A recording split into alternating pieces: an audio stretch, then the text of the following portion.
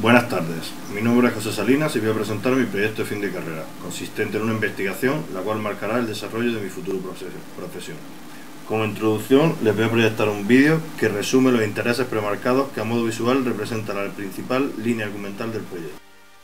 El anuncio toma un clásico actualizándolo y representándolo con un lenguaje actual, respetando y sobre todo dejando el lenguaje original muy reconocible.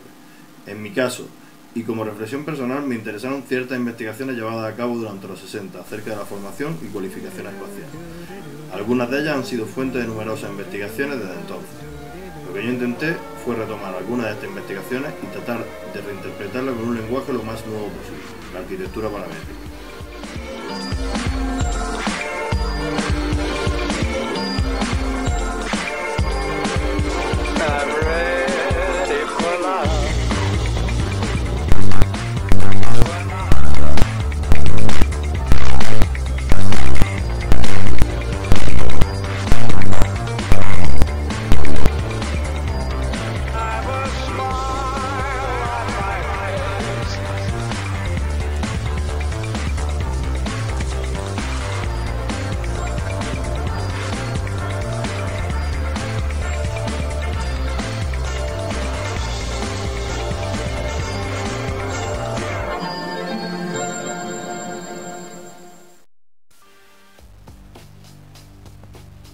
Al proyecto lo he denominado algoritmo proyectual, debido a que los métodos empleados e incluso la forma de plantearlo en muchos casos han sido más propios del desarrollo de algoritmos o programas informáticos compuestos por axiomas o funciones.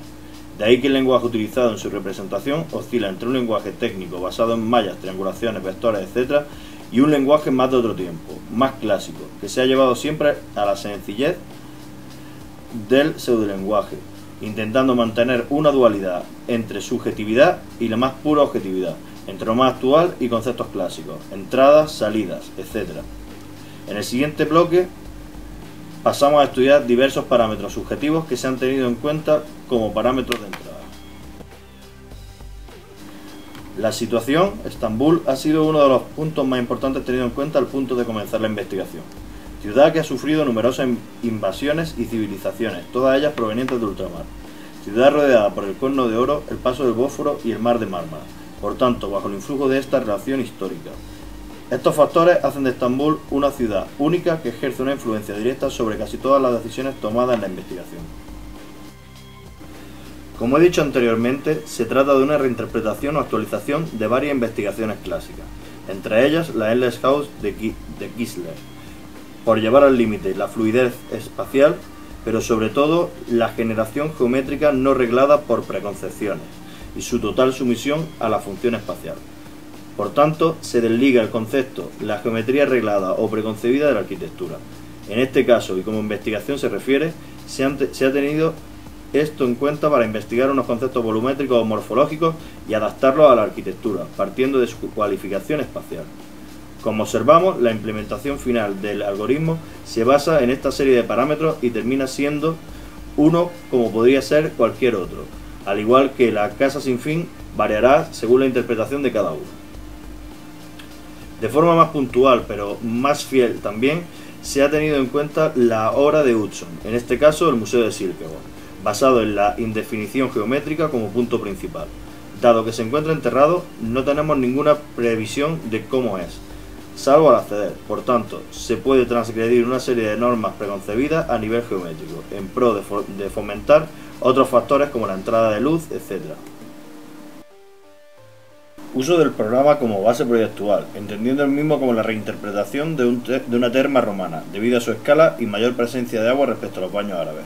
Por tanto, tras investigar cómo han evolucionado este tipo de programas a lo largo de la historia debido a su escala, se ha decidido organizar y reinterpretar el concepto de Roman Thermae. Se usará el concepto Metabol como base morfológica de la investigación, entendiendo Metabol como la serie de leyes desarrollada informáticamente para estudiar la interacción entre burbujas o partículas de un fluido. Por tanto, han sido seleccionados y tenido en cuenta la relación de la ciudad con el agua y la volumetría tipo cúpula rebajada en la que se puede resultar. Con estos inputs pasamos al desarrollo proyectual, del cual vemos su diagrama de bloques traducido a pseudocódigo, en el cual se representan las principales funciones desarrolladas durante la investigación, todas ellas enlazadas a través de una función principal que actúa como nexo y que articula toda la investigación. Existen funciones secundarias mucho más específicas que hacen funcionar el conjunto, algunas de ellas básicas para el desarrollo y posterior evolución del proyecto, y otras menos relevantes que nos generan determinados tipos de análisis, planimetría, etc., las cuales son usadas puramente como salidas del algoritmo. En la siguiente sucesión de imágenes podemos apreciar algunas de estas funciones secundarias que funcionan como análisis o salida del proyecto. Tras obtener las isocurvas que posteriormente explicaremos, podemos apreciar el estudio por curvas de nivel de la losa inferior y superior, soleamiento acumulativo, localización de tracciones, etc., como parte de la investigación realizada para finalmente mostrar la generación de óculos que permiten la entrada de luz al proyecto, basándonos en el concepto oculum de las termas romanas. Como una de las entradas principales al algoritmo tendremos la cualificación espacial, que se podría resumir en los siguientes puntos que tendrán parámetros 100% objetivos como valores escalares, pero a su vez se combinarán con valores booleanos con los que subjetivamente definiremos ciertas situaciones. Primero tendremos los parámetros ambientales externos. Un estudio ambiental 100% objetivo a partir del cual se extraerán parámetros subjetivos como las mejores orientaciones dependiendo del programa, etc. Segundo, parámetros escalares y lógicos. Valores objetivos que casi en su totalidad corresponden a valores numéricos que o bien de forma lógica dentro de un selector o bien como cuantificador definen una cualidad. Tercero, parámetros interprogramáticos o leyes de tensiones. Estos son parámetros mediante los cuales se define la interacción entre partículas, parametrizando las tensiones entre estos. Por tanto, se definen con esta ley objetiva un parámetro introducido subjetivamente tras estudiar el programa. Cuarto, parámetros volumétricos de formaciones puntuales. Ley de factores subjetivos que hacen que se modifiquen las geometrías originales. Llamamos metabol al algoritmo desarrollado para estudiar y representar la interacción entre objetos n-dimensionales, que tienen relación entre sí, o sea, cómo se relacionan dos burbujas entre sí en función de su distancia. Estas se deformarán e incluso si superan un valor de umbral, estas llegan a fusionarse formando un volumen único. Dichas metabol, que resumiremos en la ley de atracción que vendrá marcada por su ecuación paramétrica que vemos a continuación, estará materializada por isocurvas. Llevando esto al caso del estudio de atracción entre partículas, se define una serie finita de planos de contorno, en los cuales se estudiará dicha atracción. Por tanto, dentro de este elemento bidimensional que es el plano de contorno, la delimitación o línea de tensión entre dos partículas vendrá delimitada por isocurvas. Para el estudio se definen tres direcciones de plano de contorno básica y estándar, dado que serán paralelas al plano XZ, YZ e XY. Definido el concepto isocurva, pasaremos a enumerar los diversos factores que intervienen en la generación de estas: carga puntual, valor umbral y distancia. Primero, la distancia será el radio o longitud de la línea que une los puntos. Podremos decir que la influencia entre ambas partículas decrecerá con la distancia entre ellas. Segundo, la carga puntual. En resumen, se podría definir como el factor de escala por el que queremos multiplicar el resultado del vector de atracción. Por tanto, podemos usar valores como el volumen programático o la superficie del mismo. Tercero, umbral o threshold. Si entendemos el espacio como que se divide en dos partes, la interna a la metabol y la externa a esta, el valor de umbral decide dónde están los límites entre interior y exterior. Por tanto, se usará el valor de umbral calibrado o ajustado con el valor de carga puntual para definir el tamaño y forma exacta que tendrán la geometría. Como vemos en el vídeo, pasamos a modificar todos estos valores comentados anteriormente sobre tres puntos cualesquiera del espacio. Primero desplazamos un punto aumentando la distancia. Por tanto, como vemos, la atracción disminuye y como donde teníamos un volumen bien diferenciado, pasamos a segregarlo en varios. Acto seguido modificamos el valor umbral y carga puntual, viendo cómo dentro de la misma distancia la geometría varía. Como vemos en este caso, no previsualizamos isocurvas, sino que mostramos puntos, fruto de dividir la isocurva en puntos para con esto generar la isosuperficie. Entenderemos finalmente como isosurface o isosuperficie a la superficie o malla según la programación interna, malla en este caso, que resulta de unir todas las isocurvas, siendo el diagrama de proximidad por triangulación desarrollado de la UNI el más efectivo. El siguiente vídeo muestra un breve resumen de los resultados obtenidos en la investigación. En este caso ha sido siempre acompañando un proceso de generación proyectual que ha sido el que en cierto modo ha pautado esta, marcando el tiempo de la misma, decidiendo los puntos a focalizar e incluso la información a descartar, dado que como digo, la investigación era estudiar determinados tipos de lenguaje y de algoritmos para intentar aplicarlos a la arquitectura, habiendo focalizado en este caso la investigación en las metaballs o blobby objects. Primero, generación de planos de contorno, los cuales en función de su densidad definen la resolución del algoritmo, en cuanto a caras facetadas se refiere. Segundo, variación de distancia entre partículas, conservando la configuración de umbral y cargas puntuales, donde se puede observar este comportamiento explicado anteriormente. Y tercero, se divide la geometría en la parte superior e inferior, obteniendo dos mallas que mediante un proceso de escalado UND se adaptan a su función programática, siendo en este caso la malla inferior la que sufre mayor deformación debido a los restrictivos de las pendientes consideradas transitables. Para por último, el cuarto paso, mediante la asignación de cargas puntuales, realizar determinadas deformaciones a ambas mallas para adaptarlas al programa o diferentes situaciones. Vemos una serie de actuaciones realizadas sobre las mallas superior e inferior que permiten adaptar estas a las exigencias proyectuales. Se define la malla superior como una malla estructural y de cerramiento, que a su vez permite la transpiración de luz y aire puntualmente. Por tanto, y tras realizar estudios sobre el vector solar a esa longitud y latitud, se parametrizan diferentes posiciones y tamaños para los óculos, junto con otros estudios sobre vientos predominantes, más cálculos volumétricos y renovaciones básicas, que nos dictaminarán el número y tamaño de rejillas de ventilación. La malla inferior actuará como soporte programático y por último el espacio intersticial entre ambas como el espacio destinado a instalaciones, funcionando a modo de hipocaustum o galería de servicios como sucedía en las termas romanas. Por tanto, se aplicarán una serie de deformaciones a la malla inferior para albergar dichas instalaciones más el programa.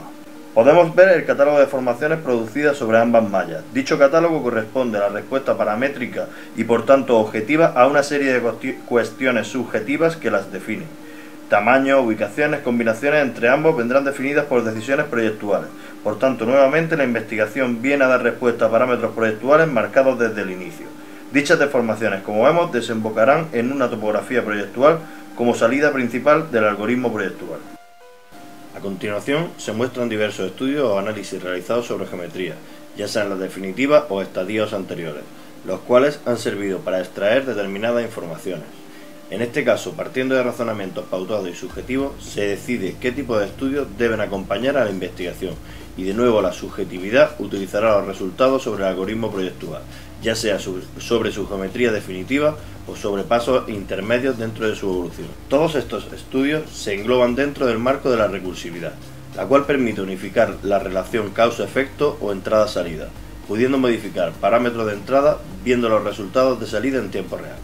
Dentro de este abanico de posibilidades se destacan el estudio de soleamiento a lo largo del día en los solsticios más soleamiento definitivo, ya sea por orientación o por acumulación de radiación solar. El estudio de iluminación interior por reflexión directa de la luz. Por último, y englobando ambos análisis interiores, y a partir de reflexiones traídas de la obra de Hudson, en la cual se prioriza la cualificación espacial frente a la geometría, se realiza un estudio acerca de cómo el vector solar podría deformar la geometría, y en este caso optimizar el soleamiento de entrada de luz, a lo que podríamos llamar efecto girasol. A continuación vemos el interior del algoritmo convertido en arquitectura, en el cual la topografía generada se convierte en parte activa del espacio. Los espacios se disgregan mediante superficies que se abren y se cierran, comprimiendo y expandiendo el espacio. La luz directa se refleja en las partículas de agua suspendidas en el aire y se convierte en un elemento físico del mismo. En definitiva, cómo usar estos métodos de desarrollo paramétrico en la generación espacial. A nivel de desarrollo interior, se desarrolló una función que estudiase la interacción de temperatura entre espacios, pudiendo localizar posibles pérdidas de temperatura producidas por las distintas fuentes térmicas que se distribuyen en el espacio. El algoritmo se basa en la colocación de una rejilla de puntos o tester que nos represente dónde vamos a necesitar un mayor aporte calórico. A continuación, se muestra la aplicación de dicho algoritmo sobre el espacio principal del proyecto, el natatio, localizando dichas fuentes y pérdidas. Como último punto de la investigación, pasamos a la implementación física del mismo. En dicho punto se muestran diversas posibilidades estructurales propuestas para la construcción, que van desde la construcción del mismo a partir de costillas de madera en dos direcciones, aprovechando al máximo el desarrollo de las aplicaciones paramétricas y su conectividad con sistemas de corte por control numérico, a la construcción mediante estructuras estereoscópicas formadas por elementos lineales finitos. Ambas fueron desechadas nuevamente basándonos en decisiones subjetivas y valorando la necesidad de una solución que aportara claridad y sencillez constructiva al proyecto, optando finalmente por desarrollar ambas mallas como elementos estructurales superficiales de hormigón continuos que además permitieran una mayor sencillez a la hora de estudiar las capas de cerramientos a aplicar. En este vídeo se muestra el proceso constructivo del Museo de Arte